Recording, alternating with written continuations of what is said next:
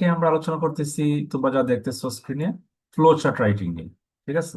So flow chart writing হচ্ছে তোমাদের আরেকটা 10 মার্কসের কোয়েশ্চন, ফার্স্ট পেপার জন্য খুবই ইম্পর্টেন্ট। ফার্স্ট পেপার 10 মার্কস মানে বিশাল ব্যাপার। সো এই ফ্লো চার্ট রাইটিং এই ক্লাসটা খুবই ইম্পর্টেন্ট তোমাদের এই জন্য। তো আজকে ক্লাসটা তোমরা অ্যাটেন্টিভলি শেষ পর্যন্ত দেখবা।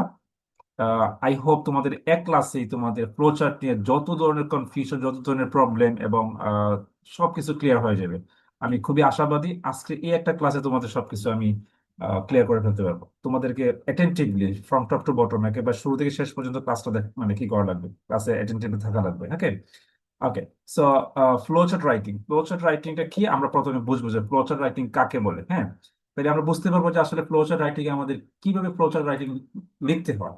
কারণ এটা যদি না জানি, আমরা যদি ফ্লো চার্ট সম্পর্কে কোনো ধারণা না থাকে আমাদের, তাহলে আমরা ফ্লো চার্ট রাইটিংটা ঠিকঠাক করতে পারবো না। এর জন্য আমাদের জানা দরকার actually what is flow chart. Okay. So যা তোমরা দেখতেছো, ফ্লো চার্ট হচ্ছে গিয়ে একটা ডায়াগ্রাম। কিসের মতো? একটা ডায়াগ্রাম। ডায়াগ্রাম মানে একটা চিত্র, বা তোমরা যারা সায়েন্সের স্টুডেন্ট তোমরা বুঝো যে ডায়াগ্রাম হচ্ছে একটা এক ধরনের মানে কি করা হয়, কোনো একটা চিত্রকে কি করা হয়, মানে কোনো ইনফরমেশন চিত্র আকারে দেওয়া হয়। কোনো ইনফরমেশন মানে চিত্রের মাধ্যমে, মানে ছবির মাধ্যমে দেওয়া হয়। তো একটা হচ্ছে এটা ডায়াগ্রাম, অথবা হচ্ছে কি sequence that shows the steps, stages or process of something. হ্যাঁ, প্রসেস অফ সামথিং। যে ফ্লোচার্ট হচ্ছে কোনো একটা ডায়াগ্রাম অথবা কোনো কিছুর সিকোয়েন্স দেখানো হয়। সিকোয়েন্স মানে ক্রম বা ধারাবাহিকতা। কিসের ধারাবাহিকতা? কোনো স্টেপস, স্টেপস মানে পদক্ষেপ, বা মানে একটার পর একটা যে স্টেপ বলে, মানে মানে কোনো কোনো কাজের ধারা। হ্যাঁ, স্টেজ মানেও সেম, সেটাই বোঝায়। অথবা প্রসেস, প্রসেস মানে কি? প্রক্রিয়া। কিসের? কোনো কিছু, মানে প্রসেস অফ সামথিং। ঠিক আছে। এখানে এটা বলছে যে কোনো কিছু, এই যে ধরো sequence, steps, stages or process, কোনো কিছু ইন এ লজিক্যাল ওয়ে। এইটা important, in a logical order. এই যে তুমি সিকুয়েন্স করবা বা একটা ডায়াগ্রাম করবা, এটা কিন্তু তোমার আনতে হবে একটা সিকুয়েন্স মেনটেন করে আনা লাগবে, লজিক্যাল অর্ডার মেনটেন করে আনা লাগবে। তুমি র্যান্ডম আনলেই হবে না, যে তুমি প্রথমে 3 নাম্বার লিখলা, তারপর 1 নাম্বার, তারপর 7 নাম্বার, তার মাঝখানে আবার নিয়ে নিয়ে আসলা। এই যে ধরো 1 নাম্বার, এইরকম করা যাবে না। তোমাকে এই যে সিকুয়েন্সটা মেনটেন করে আনা লাগবে, সিকুয়েন্স মেনটেন করে মানে ক্রম বা ধারাবাহিকতা মেনটেন করে আনা লাগবে। এবং কি করা লাগবে? By using arrows. এরো মানে কি? তীর চিহ্ন। বক্সেস অর শর্ট ফ্রেজেস, এই সবগুলো বিষয় মাথায় রাখবে। এখানে সবকিছু বলে ফেলা হয়েছে। এখানে বলতেছে দেখো, এর ফ্লোচার্ট মানে হচ্ছে গিয়ে একটা ডায়াগ্রামের মতো, অথবা সিকোয়েন্স। কি করে? যেটা কি করে, যেটা কোনো কিছুর কোনো স্টেপস, স্টেজ অথবা প্রসেসের ধারাবাহিকতা দেখায়। কিভাবে? In a logical order. হ্যাঁ, যৌক্তিক ভাবে। এই যে অর্ডার মানে ধারা, অর্ডার মানে হচ্ছে ধারা বা বিন্যাস বলতে পারো তোমরা। সো এই যে ইন এ লজিক্যাল অর্ডার মানে হচ্ছে ধারাবাহিক ভাবে, এবং মানে হায়ারকি মেনে মেনে হায়ারকি ফলো করে কি করা লাগবে, আনতে হবে। এবং সেক্ষেত্রে তোমার কি কি করা লাগবে? এরো ইউজ করা লাগবে, বক্স ইউজ করা লাগবে, এবং শর্ট ফ্রেজ মানে লম্বা লম্বা সেন্টেন্স আনা যাবে না। সো এইটা হচ্ছে তোমাদের ফ্লো চার্টের ডেফিনেশন। ঠিক আছে। এখন আমরা একটা ফ্লো চার্ট, প্র্যাকটিক্যালি একটা ফ্লো চার্ট দেখি। এইখানে দেখো ফ্লো চার্ট কিভাবে লিখবো আমরা। এখানে ফ্লো চার্ট দেওয়া আছে, একটা স্যাম্পল দেওয়া আছে, প্রসেস অফ মেকিং টি। হ্যাঁ, ওই যে বলছিলাম কোনো কিছুর প্রসেস দেখানো হয়, কোনো কোনো কিছু স্টেজ দেখানো হয়, কোনো কিছুর সিকুয়েন্স দেখানো হয়। তো এখানে খেয়াল করে দেখো, এইখানে একটা স্যাম্পল আনসার দেওয়া আছে যে কিভাবে চা বানানো লাগে। এই যে এইটা হচ্ছে ফ্লো চার্ট। যে এখানে আমরা কি করলাম, এই যে আম, দেখো, ছোট ছোট ফ্রেজ ব্যবহার করছি, এরো সাইন ব্যবহার করছি, এবং কি কি করা হয়েছে কিনা প্রতিটা বক্সের মধ্যে নিয়ে আসা হয়েছে। সো এইখানে তোমরা খেয়াল করে দেখবা যে আমরা যে ডেফিনেশন দিছিলাম, এই সবগুলো ডেফিনেশন যা যা বলা হয়েছিল সবগুলো এখানে ফলো করা হয়েছে। বক্সের মধ্যে আনা হয়েছে, ছোট ছোট ফ্রেজ নাম্বারিং করা হয়েছে। নাম্বারিং মানে যে সিকোয়েন্স, এই যে 1 নাম্বারটা 1 নাম্বারে শুরুতে আনা হয়েছে, 2 নম্বরটা 2 নম্বরে, মানে 1 নাম্বারের পরে 2 নম্বর, অর্থাৎ যে স্টেপটা 2 নম্বর আসবে সেটা তুমি 2 নম্বরে আনতে হবে। এইখানে এই যে এইটাকে বলা সিকোয়েন্স মেনটেন করা। হ্যাঁ, তুমি খেয়াল করে দেখবা এখানে, আমরা যদি চা বানাতে যাই, চা বানানোর প্রথম কাজ কি? মানে এই যে বয়লিং ওয়াটার। খুব সিম্পলি খেয়াল করো, চা বানাতে গেলে প্রথম কাজটা আমাদের মানে পানি গরম করা, পানি সিদ্ধ করা। তারপর 2 নম্বর কাজ হচ্ছে এডিং টি লিভস। টি লিভস মানে চা পাতা। তুমি যদি পানি গরম না করে চা পাতা দিয়ে দাও, তাইলে তো নিশ্চয়ই বুঝতেছো কি হবে না, চা বানানো, চা হবে না। সো এই যে প্রথম কাজটা এই প্রথম করা, 2 নম্বর কাজটা 2 নম্বর, 3 নম্বর কাজটা 3 নম্বরে করা, এইটাকে বলা হয় সিকুয়েন্স মেনটেন করা, ধারাবাহিকতা মেনটেন করা। তো 3 নাম্বার কি? 3 নাম্বার যখন তুমি কি করবা, এই যে টি লিভস মানে চা পাতা দিয়ে দিবা, চা পাতা দেওয়ার পরের কাজটা কি? Adding sugar and milk. ঠিক আছে, তারপরের কাজ হচ্ছে কি করা? চিনি অ্যাড করা এবং দুধ অ্যাড করা। কিন্তু এখানে খেয়াল করে দেখো, এই যে এরোসাইন, এরোসাইন মানে কি? এরোসাইন এখানে ইন্ডিকেট করে যে 2 নম্বরের কাজটা শেষ করার পরে এই 3 নম্বর কাজটা করবা। ঠিক আছে, 3 নম্বর কাজটা কি? Adding sugar and milk. তারপর আবার এরোসাইন দেওয়া হয়েছে, এই এরোসাইন দিয়ে বলতেছি কি তার পরের স্টেপটা ফলো করা লাগবে। পরের স্টেপ কি? স্ট্রেইনিং টি। এই স্ট্রেইনিং টি মানে হচ্ছে তোমার ওই যে মানে আমরা যখন চা কাপে ঢালি, মানে মানে পাতিল থেকে, হ্যাঁ, অথবা কেটলি থেকে, ওই সময় কিন্তু কি থাকে, এই যে চা পাতার থেকে যায়, তাই না? এই জন্য স্ট্রেইনার বা ছাঁকনি দিয়ে কি করতে হয়, চাটা আমরা কি করি, কাপে বা পেয়ালাই নেই। এই যে বলছে 3 নম্বর, 4 নম্বর কাজ হচ্ছে যখন আমরা মানে এডিং সুগার এন্ড মিল্ক, মানে মোটামুটি তাহলে চা তুমি প্রিপেয়ার করে ফেলছো, এখন তোমার কাজ হচ্ছে চাটাকে কি করা, একটা পাত্রে নেওয়া, এটা হোক কাপ অথবা পেয়ালা হোয়াট এভার। তারপরে হচ্ছে 5 নাম্বার, এই যে করার পরে চা মোটামুটি রেডি হয়ে গেছে, তুমি এখন চা কি করতে পারো, পান করতে পারো। তো এখন হচ্ছে তোমার কাজ কি? সার্ভিং টি, চা পরিবেশন করা। সো এইখানে তুমি খেয়াল করে দেখবা আমরা কি করছি, এই যে চা বানানোর প্রসেসটা খুব সুন্দরভাবে সিকোয়েন্স মেনটেন করে দেওয়া হয়েছে।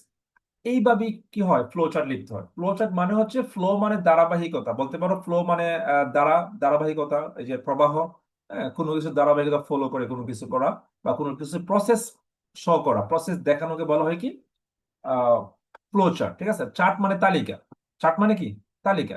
এখানে খেয়াল করো, এখানে কিছু দিয়ে দিয়ে আমরা, যে features of A flow chart, একটা ভালো ফ্লো চার্টের, পারফেক্ট একটা ফ্লো চার্টের কি কি বৈশিষ্ট্য থাকা লাগবে, এখানে এটা দেওয়া হয়েছে। প্রথমে হচ্ছে কি, ইউজেস শর্ট ফ্রেজেস, বড় লম্বা সেন্টেন্স লেখা যাবে না। ঠিক আছে, ডেফিনেটলি না। তারপর হচ্ছে মেইনটেইন সিকোয়েন্স, এবং তোমাকে সিকোয়েন্স মেনটেন করা লাগবে। সিকোয়েন্স মানে কি, এই যে তুমি যদি প্রথমে নিয়ে আসো এডিং টি লিভস, তারপরে 2 নম্বরে আনলা এইটা, তাহলে কি হবে? ডেফিনেটলি হবে না। তো এখানে 1 নাম্বারটা 1 নাম্বারে আনতে হবে, 2 নম্বরটা 2 নম্বরে, 3 নাম্বারটা 3 নাম্বার, প্রসেসটা 3 নাম্বারই করা লাগবে। হুম তারপর হচ্ছে 4 নাম্বার, এই 4 নাম্বার যে কাজটা, এটা তুমি 4 নাম্বারই করবে, এটা তুমি 5 নাম্বার বা 3 নাম্বার করলে হবে না। এইভাবে ধারাবাহিকতা ফলো করাকে বলা হয় মেইনটেইন সিকোয়েন্স। সিকোয়েন্স মানে হচ্ছে ধারাবাহিকতা। ঠিক আছে, এরপরে কি করা লাগবে? Uses arrows. হ্যাঁ, এই যে আমরা যে এখানে এরো সাইন ব্যবহার করলাম, এইভাবে প্রতিটা, এটা কিন্তু আসলে দেখতে সুন্দর লাগতেছে এই জন্য আনা হয় নাই, এটা নিয়ম, তোমাকে আনতে হবে। হ্যাঁ, তোমাকে বক্স করতে হবে, তোমার যদি সময় থাকে না, সেটা সময় না থাকলেও কিছু করার নাই, তোমাকে সময় বের করে কি করা লাগবে, বক্স করা লাগবে। এই যে এখানে দেখো নাম্বারিং করা আছে, এই নাম্বারিং করা লাগবে, এগুলো মনে করে এগুলো করতে হবে। ঠিক আছে, এগুলো নিয়ম, প্যাটার্ন, এইগুলো তোমার ফলো করা লাগবে।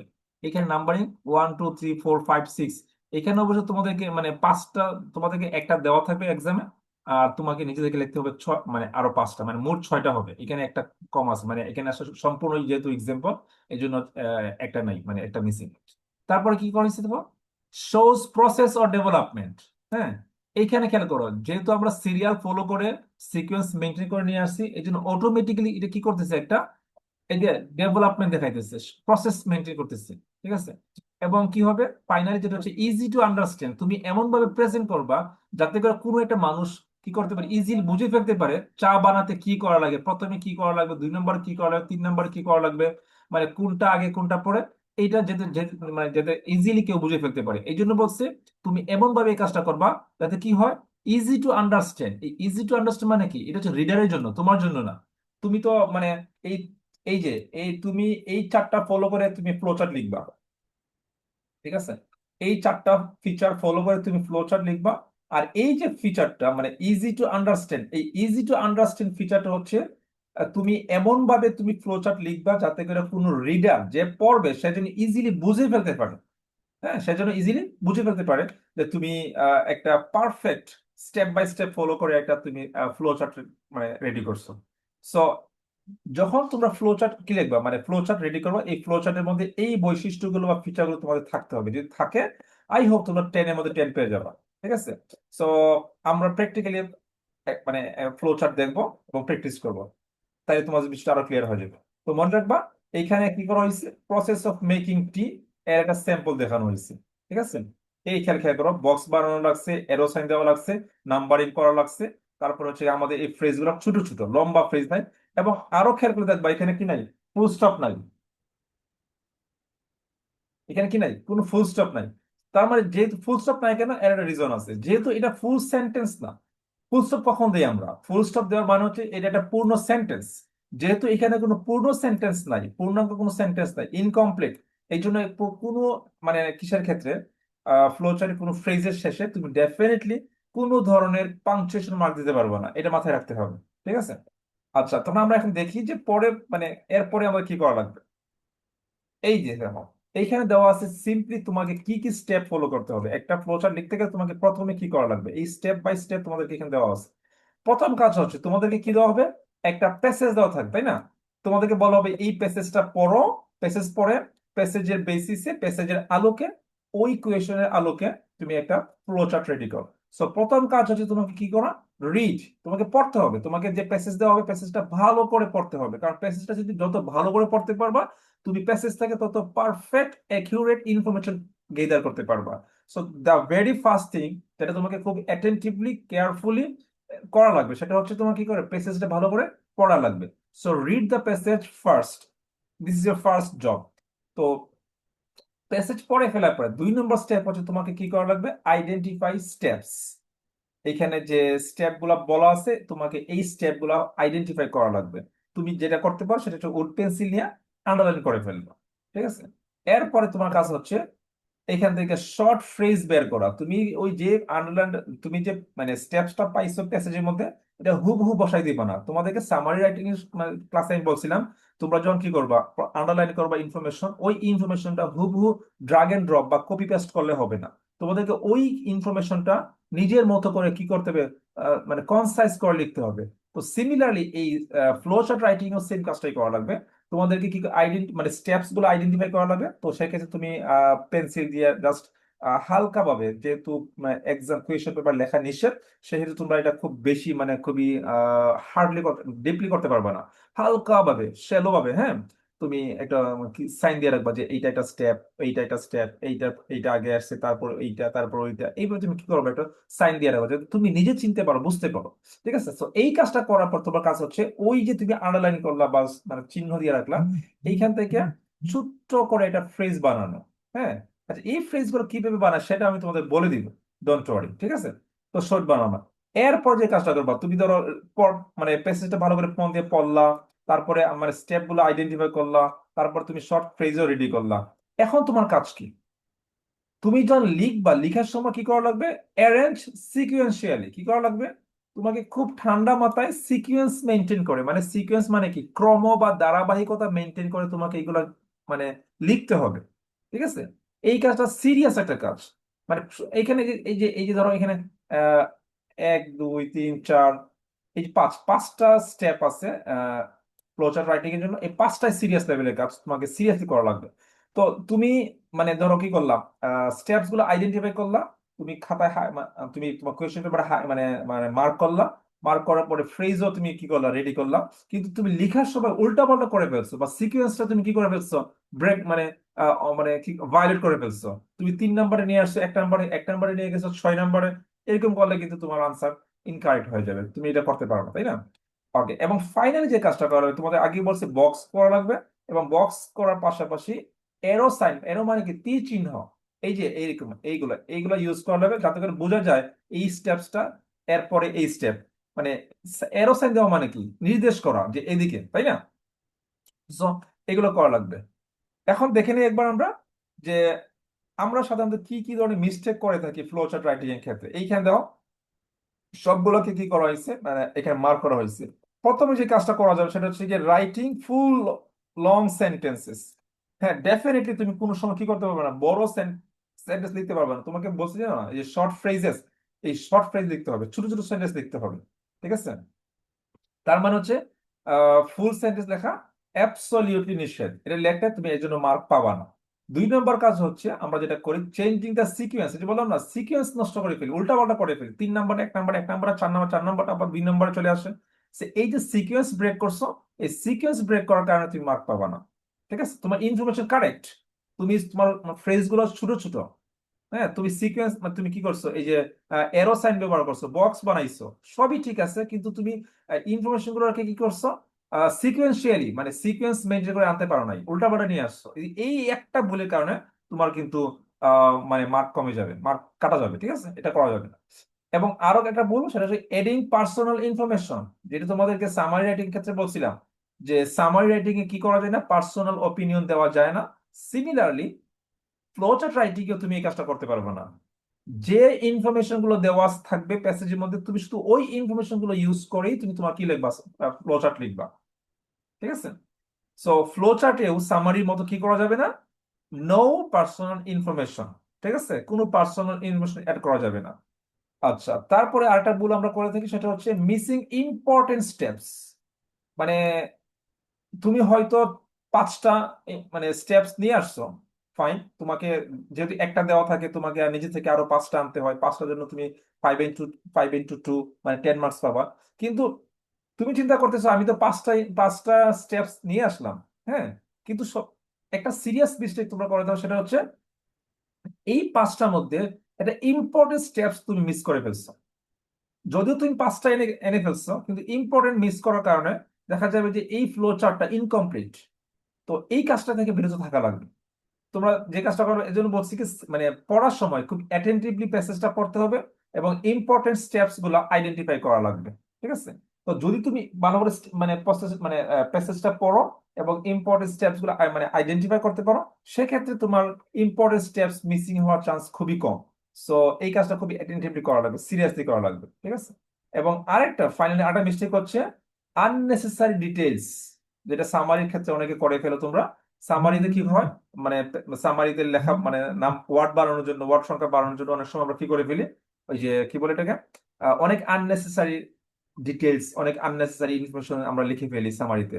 সামারিতে যেমন এই কাজটা করা ভুল, সিমিলারলি ফ্লোচার্ট রাইটিং এই কাজটা করা যাবে না। অর্থাৎ কোনো আননেসেসারি ডিটেলস অথবা স্টেপস নিয়ে মানে কোনো মানে কিছু দেওয়া যাবে না, ফ্লোচার্টে দেওয়া যাবে না। ঠিক আছে?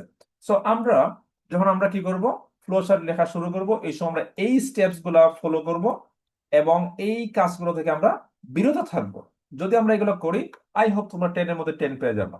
সো কেয়ারফুলি আমাদেরকে এই সবগুলো স্টেপস ফলো করা লাগবে এবং আমাদেরকে এই সবগুলো স্টেপ ফলো করে যদি আমরা লিখি, ইনশাআল্লাহ তোমার জন্য 10 মার্কস মোশাল্লাহ নিশ্চিত। সো আমরা একটু খেয়াল করি, হ্যাঁ, এইখানে একটা প্যাসেজ দেওয়া আছে এবং এই প্যাসেজের আলোকে আমরা একটা কি করব, আহ এটা ফ্লোচার্ট লেখার চেষ্টা করব। ঠিক আছে? খেয়াল করে দেখো, এখানে বলা হচ্ছে এখানে বলা হচ্ছে যে read the following text and make a flowchart showing the bad effects of unnecessary spending or spending beyond one's means. Number 1 has been done for you. Okay? So এইটা একটা কোয়েশন এবং এই ধরনের কোয়েশনই তোমাদের থাকে, মানে কোয়েশন কার্ড যেটাকে বলি, অথবা বলো বার্সারি।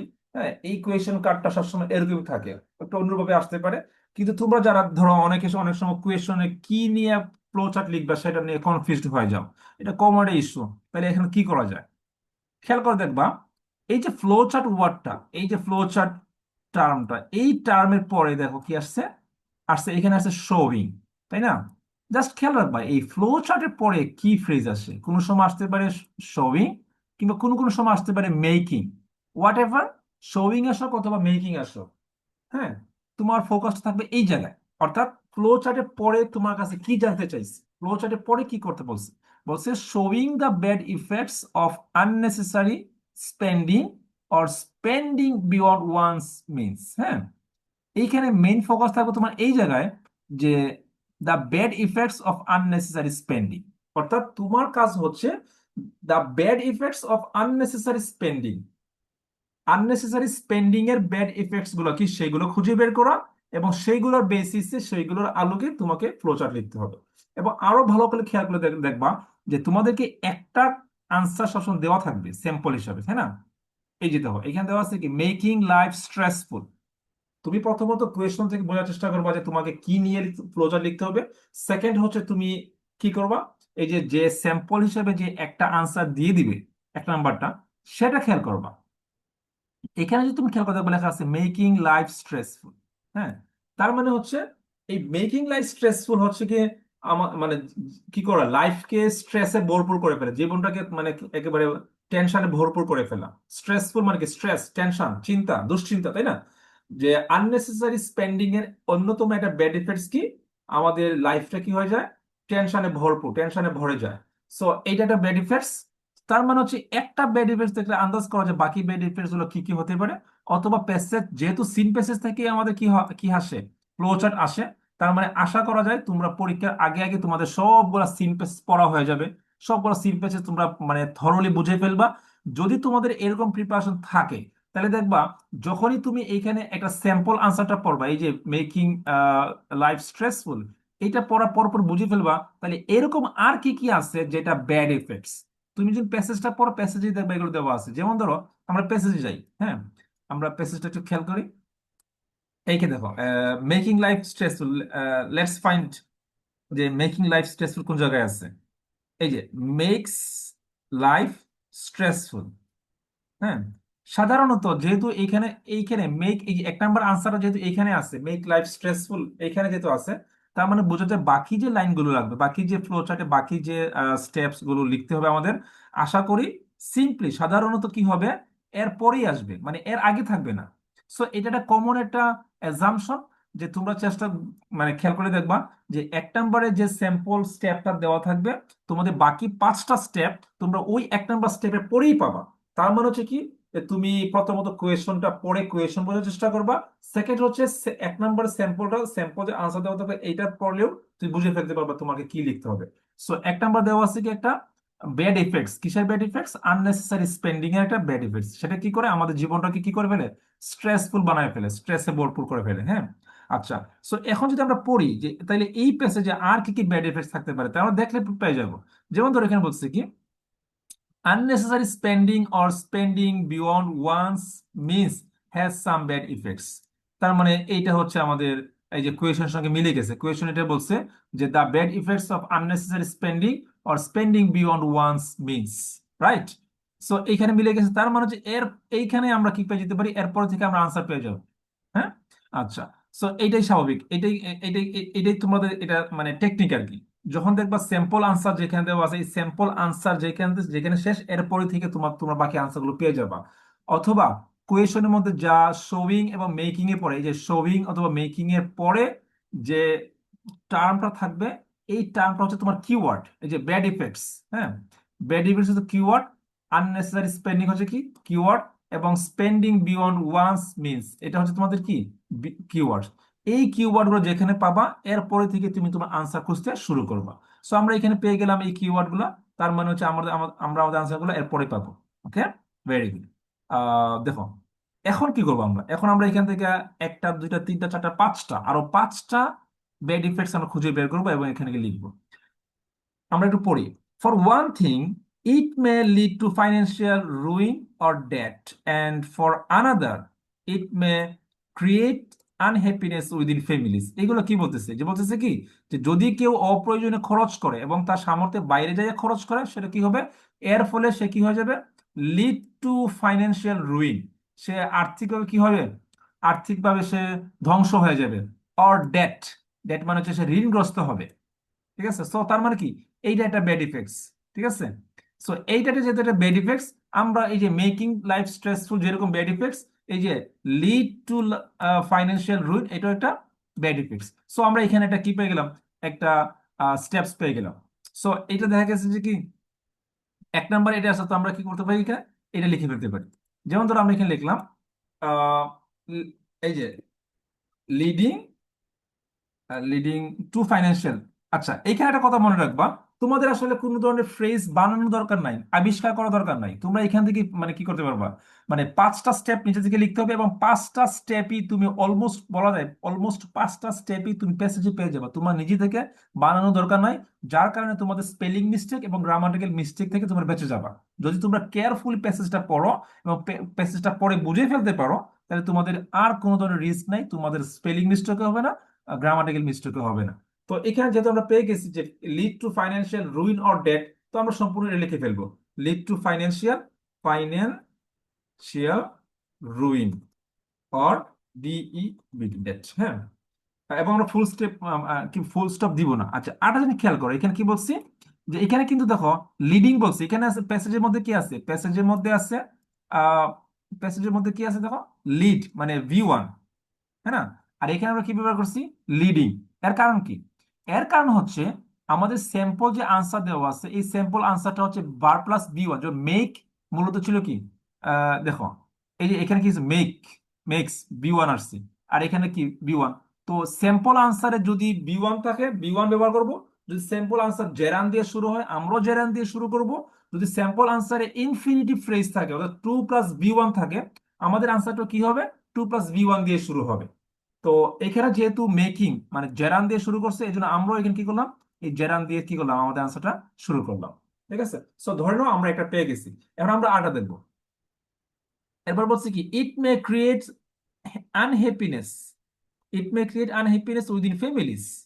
তার মানে কি, তার তার মানে এখানে দেখো এই যে create, create unhappiness within families, তো এটা হচ্ছে আরেকটা ব্যাড ইফেক্টস কিসের, আননেসেসারি স্পেন্ডিং এর। তো আমরা এটা কি করতে পারি, এইটাকে একটা মানে লিখে ফেলতে পারি। তো দেখো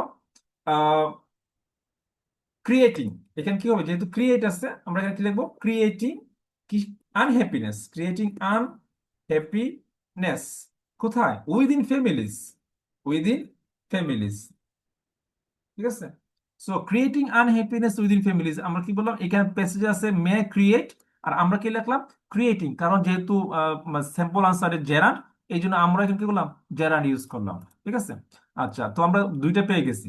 এখন খেয়াল করো আরেকটা দেখবো আমরা, আর কি কি বেনিফিটস আছে, people who over spend are, আর কি হয়, never satisfied with what they have, যারা কি করে, যারা প্রচুর মানে মানে কি করে শপিং করে প্রচুর খরচ করে আননেসেসারি খরচ করে, তারা কি হয় না বলো, তারা কোন সময় খুশি হয় না।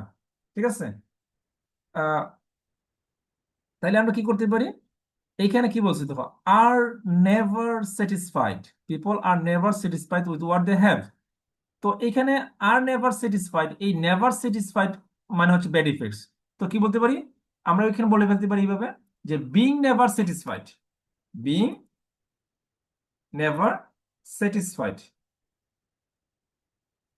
ঠিক আছে, আচ্ছা এখানে ফ্রেজটা ছোট রাখার জন্য আমরা কি করলাম না, এই যে সম্পূর্ণ প্যাসেজ আনি নাই, যে এখানে যে যে প্যাসেজ গুলো দেওয়া আছে এই প্যাসেজ সম্পূর্ণ আনি নাই, কেন আনি নাই, কারণ এখানে যদি আমরা যদি সম্পূর্ণ আনি are never satisfied with what they have, কি হয়ে গেল, প্যাসেজটা লম্বা হয়ে যাবে, আর লম্বা করা আমাদের উচিত না। এই জন্য আমরা কি করলাম, জাস্ট কি লিখলাম, বিং নেভার স্যাটিসফাইড। ঠিক আছে, সো বিং নেভার স্যাটিসফাইড এটা একটা ব্যাড ইফেক্টস। আর কি থাকতে পারে, আহ আর আর কি দেখো, they have, they always rush for brands fashion items designer clothes etcetera. তো এটা তো কোনো ব্যাড ইফেক্ট না, এটা হচ্ছে তাদের অভ্যাস। তো ব্যাড ইফেক্ট কি আর কি থাকতে দেখো এখানে আছে, over a period of time, লম্বা একটা সময়ের পরে, ইট বিকামস অ্যান এডিকশন, এই যে এটা একটা ব্যাড ইফেক্টস, এটা কি হয়ে যায়, নেশা হয়ে যায়, এটা কি হয়ে যায়, নেশা। So it becomes an addiction, so becomes হয়ে যাবে কি, বিকামিং। ঠিক আছে, এই যে দেখো বিকামিং, বিকামিং অ্যান এডিকশন। ঠিক আছে, it becomes an addiction. So এখানে কি বলছিল, ইট বিকামস অ্যান এডিকশন, আমরা কি বললাম কি বিকামিং অ্যান এডিকশন, যেহেতু আমরা আমাদের কি করা লাগবে, জেরান্ড ইউজ করা লাগবে। তারপর ফাইনালি দেখো আর আমাদের কয়টা, চারটা হয়ে গেছে, আমাদের আর একটা দরকার।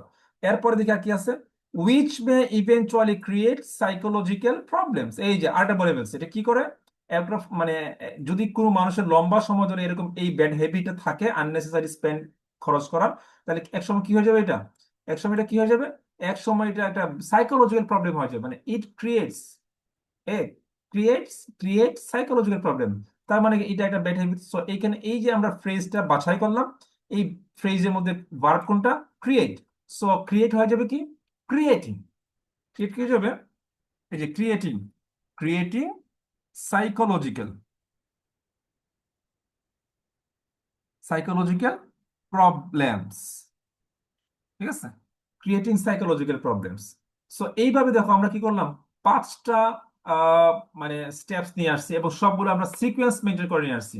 আমরা কিন্তু উল্টাপাল্টা করিনি, একটাও উল্টাপাল্টা হয় নাই, যেভাবে যেভাবে প্যাসেজে দেওয়া আছে আমরা ওই সিরিয়াল ফলো করি কি করলাম, নিয়ে আসলাম। এবং আমরা এখানে কি করছি খেয়াল করে দেখবা, এই যে আমরা মানে মানে এই যে স্টেপ গুলো নিলাম, নেওয়ার পরে আমরা চিন্তা করতে হবে প্রতিটা স্টেপে কি আছে, শুরুতে কি আছে, ভার্ব আছে, কি আছে, এই যে দেখো এখানে আছে লিডিং, এখানে আছে কি ক্রিয়েটিং, এখানে আছে বিং, বিং। আচ্ছা এইখানে প্রশ্ন করবো, বিং নেভার স্যাটিসফাইড, আমরা যে সেন্টেন্স থেকে এটা বানালাম এখানে কিন্তু বিং নাই, কি আছে, নেভ আর আছে। ঠিক আছে, কি আছে? আর আর একটা কি ভার্ব? Be verb. আর যেহেতু এটা বি ভার্ব, এই জন্য বি ভার্ব মানে কি? বি, আর এর সাথে কি যোগ করা লাগে আমাদের? আইএনজি, এই জন্য এটা বিং হয়ে গেছে। খেয়াল করছো? তারপর বিকামিং, এইখানে কি করলাম? এইটা আমরা যে সেন্টেন্স থেকে স্টেপটা আনছি, এই সেন্টেন্সে বিকামস ওয়ার্ডটা আছে কয়? এই যে এই বিকামস, ঠিক আছে? বিকামস, বিকামস আমরা কি বানিয়ে ফেললাম? বিকামিং। তারপরে ফাইনালি আমরা কি করলাম? ক্রিয়েটিং। ক্রিয়েটিং, এই স্টেপটা আমরা যে ফ্রেজ থেকে আনছি, এই ফ্রেজে কি আছে? ক্রিয়েট ভার্বটা আছে। ওই ক্রিয়েট ভার্বের সাথে আমরা কি যোগ করলাম? আইএনজি যোগ করলাম। বুঝতেছো আমরা কি করলাম তাইলে? দেখা যাচ্ছে আমরা এখানে এই যে বক্স করলাম, তারপরে এরো সাইন ইউজ করলাম, আমাদের ফ্রেজ গুলো কি কি ছিল? ছোট ছোট ছিল, এবং শেষে আমরা ফুল স্টপ দেই নাই, আমরা আননেসেসারি কোনো ডিটেলস আনি নাই, এবং আমরা নিজে থেকে কোনো ধরনের ইনফরমেশন অ্যাড করি নাই। তারপরে আমরা সিকোয়েন্স মেনটেন করছি, ধারাবাহিকতা ফলো করছি, আমরা ইচ্ছে মতো র্যান্ডমলি 2 নম্বরটা 3 নম্বরে, 3 নম্বরটা 1 নম্বরে, এরকম আমরা সিরিয়াল ব্রেক করি নাই। তো এই সবগুলো ফলো করে যদি তুমি আর কি করতে পারো, ফ্লোচার্ট লিখো, মানে definitely you will get 10 out of 10। ঠিক আছে? সো এই কয়েকটা বিষয় তোমাদের মাথায় রাখলে হবে। প্র্যাকটিস করার সময় তোমরা খেয়াল রাখবা, যে প্যাসেজটা দিবে এই প্যাসেজটা তোমাদের আগে থেকে যদি পড়া থাকে, তাহলে এক্সামে তোমাদের টাইম ওয়েস্ট হবে না।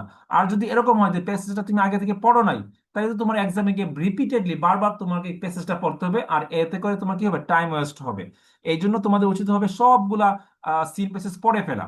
হ্যাঁ, এবং পরে মানে এখানে কি কি থাকতে পারে সেগুলো বুঝে ফেলা।